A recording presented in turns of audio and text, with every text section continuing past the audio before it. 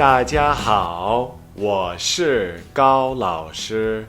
今天我们要学完第5课。第5课说什么？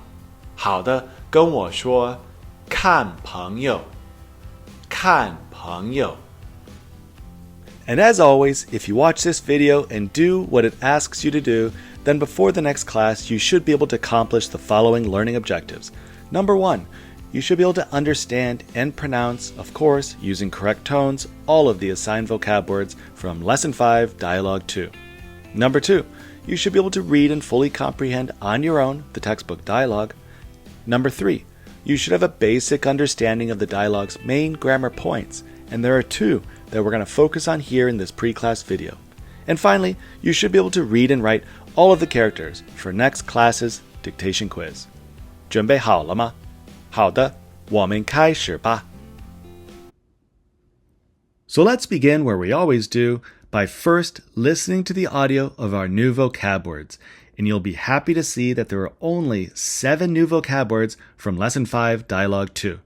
But remember, as you hear this audio, please do try your best to mimic the pronunciation of the speaker out loud. Lesson 5, Narrative. Vocabulary. 1.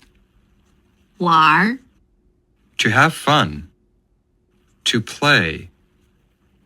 2. 了 A dynamic particle. 3. 图书馆 Library. 4. 一起 Together. 5. 聊天儿 To chat. 聊 To chat. 天 Sky. 6.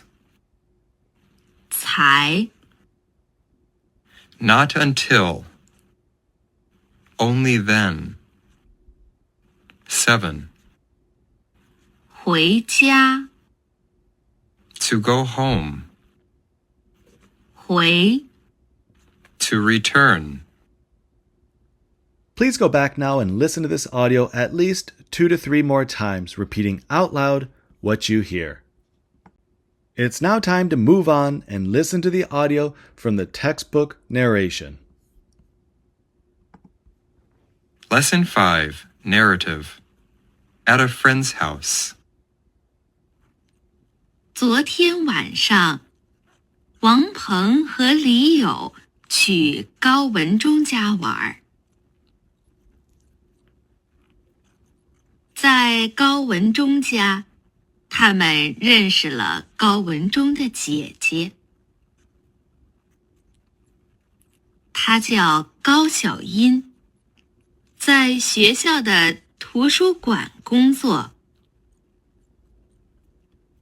她请王鹏喝茶，王鹏喝了2杯。李友不喝茶，只喝了1杯水。他们一起聊天，看电视。王鹏和李友晚上12点才回家。The narration is relatively short, so please do go back and listen to it at least 3 more times just to make sure you can fully understand what's being said. To start reviewing our new vocab words from Lesson 5, Dialogue 2, just scan the QR code on your screen or click on the link below in the description section of this video and it'll take you directly to Quizlet. The first grammar point we want to focus on in this part of the narrative is the particle la. And you can see it here on the screen inside the orange box. Let's read the sentence where we can see this particle. 在高文忠家，他们认识了高文忠的姐姐。little closer. So the particle le is used to indicate the completion of an action. So it's very important to remember. Don't think of this particle as a past tense marker because it can appear in future statements. Let's look and practice using this particle.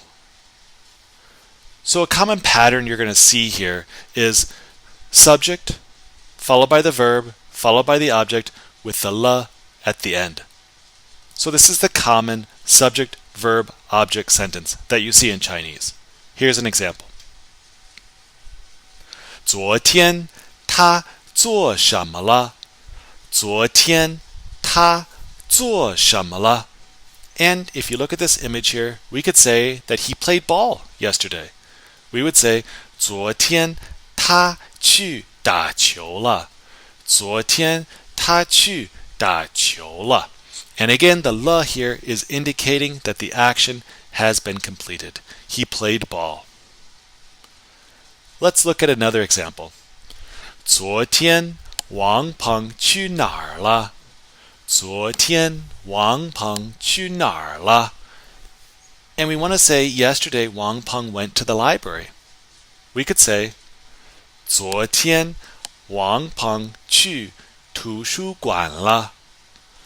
So notice here how the le particle is at the end of the sentence, indicating that Wang Peng has completed this action. He's done it. He's been to the library. Let's practice again. How would we say last week or last weekend she danced? So the time word would go first. We could say 上个周末她跳舞了。上个周末她跳舞了。 Let's try another one. How would we say last Saturday she worked? 中文怎么说? We could say 上个星期六她工作了。 So again, the le here is indicating that this action has been completed. It's done. One of the main issues I see with the particle le is that many times students don't know where to put it in the sentence. We just saw a number of examples where le went at the end of the sentence. But it's important to remember that if the object is modified, then le should be placed immediately after the main verb. Let's look at some examples. We could say 今天早上喝了一瓶可乐。今天早上喝了一瓶可乐。 Notice how the le follows the verb 喝. Why does it do that? Because we have an object here, 可乐, Coke, which is modified. One bottle. So whenever you have this type of situation, the le particle should follow the verb. Let's look at another example. How would you say last night I watched 2 movies? So 2 movies, you're modifying the object here. How would we do that? We could say 昨天晚上我看了2个电影。昨天晚上我看了2个电影。 So again, the le here is following the verb 看. And it follows the verb because the object, which is movie, 电影, is modified. How many movies? 2 movies. Let's look at another example. How would you say I drank 3 cups of coffee this morning? And don't forget, time words always go toward the beginning of the sentence in Chinese. We could say 今天早上我喝了3杯咖啡。今天早上我喝了3杯咖啡。 So again, the le is coming after the verb 喝 to drink because the object, which is coffee, 咖啡, is modified. How many cups of coffee? 3 cups of coffee. And again, The le is needed in this sentence. It's necessary because we're indicating that the action has been completed. I've done it. I've already drank 3 cups of coffee. Let's try another one. How would we say, I met 7 friends on Monday?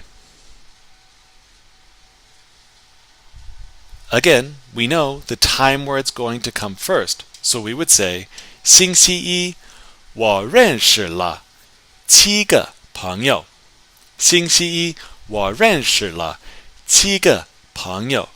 So always remember that.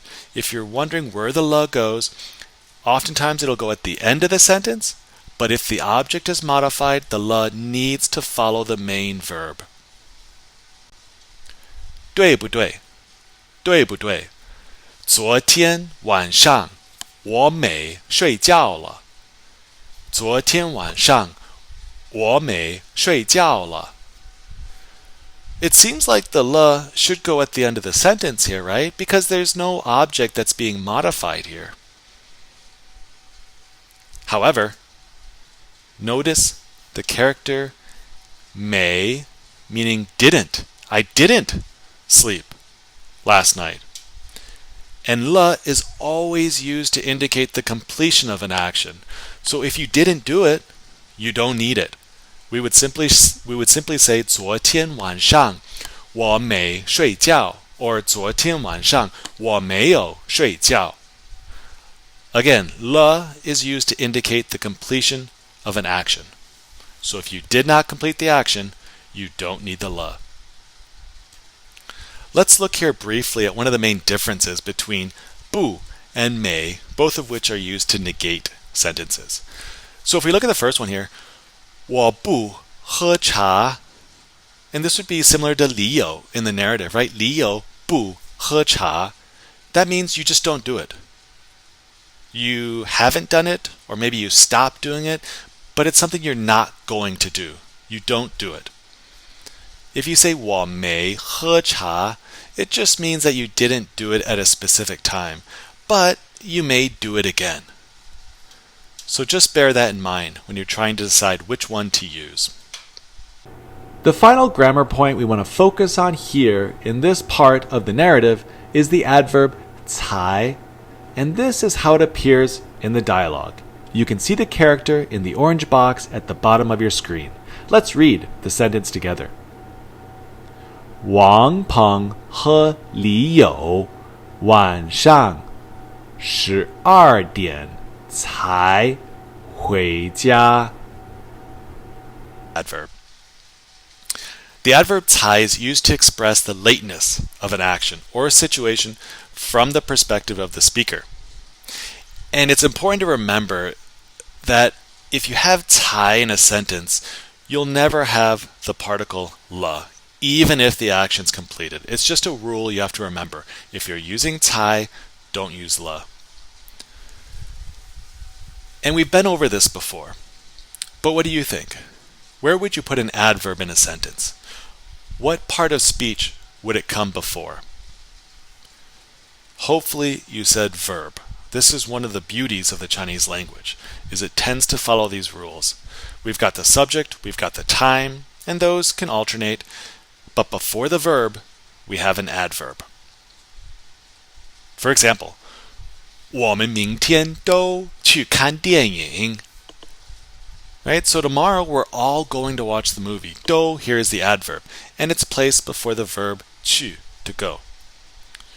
And so with 才, we would say 他们明天才去看电影.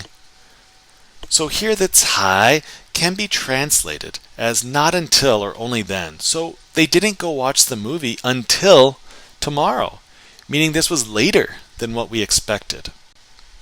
Let's look at another example. 王鹏和李友晚上12点才回家. Right, so it wasn't until 12 that Wang Peng and Liu returned home, indicating that most likely they probably come home earlier than that.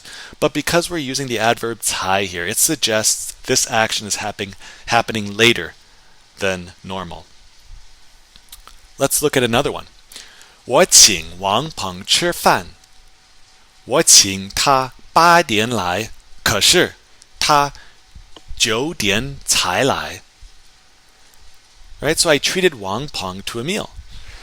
And I treated him at 8 o'clock. I told him to come at 8 o'clock, but it wasn't until 9 o'clock that he came. Let's get some more practice.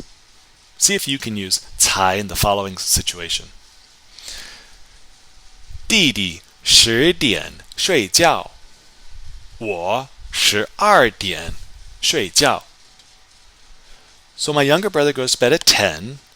I go to bed at midnight. So because I go to bed later than him, we could say 我12点才睡觉, indicating that I go to bed later than expected. Let's try again. 我明年6月去中国，小张今年12月去中国。So 明年 means next year. 今年 means this year. So next year, in June, I'll go to China. 小张 this year, in December, went to China. So it would seem that my action is happening later than expected. And so we would say, 我明年6月才去中国. And again, the adverb 才, right here, comes before the verb 去. 好，我们来练习一下. Try using 才 in the following sentences. Let's do the first one together. 我请他8点来，他9点半来了。So I treated her at 8 o'clock, right? I wanted her to come over at 8 o'clock. However, it wasn't until 9:30. Don't forget, because we're using 才, there is no 了, even though the action has been completed. We would simply say 他9点半才来. Right? It wasn't until 9:30 that she arrived. What about number 2? 我们昨天7点半吃晚饭，今天9点吃晚饭。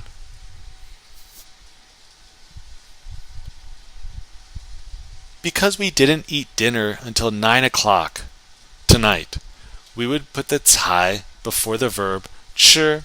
We could say 我们今天9点才吃晚饭, because eating at 9 o'clock is later than normal. What about number 3? 我7点3刻来学校，你10点半来学校。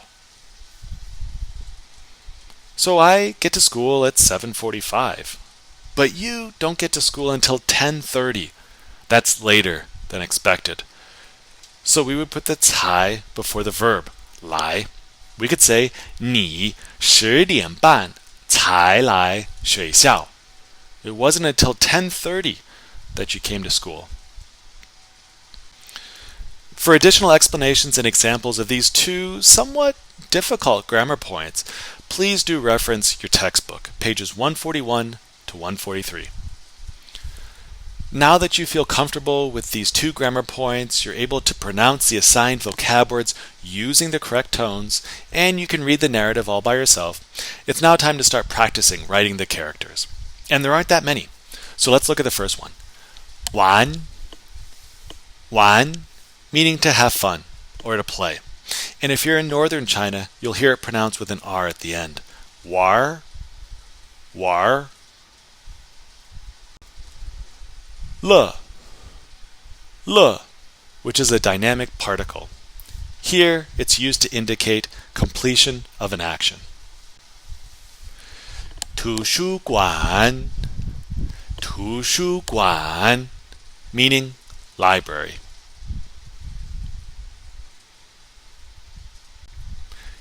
一起, 一起, meaning together. And again, because of the tone Sandy rule, E here is pronounced with the fourth tone. 聊天, 聊天, meaning to chat. And in northern China, you'll hear them say 聊天儿,聊天儿. 才, 才, not until, only then. And it's an adverb to indicate lateness of an action. 才, and remember that C sounds like a TS. 回家, 回家, meaning to go home.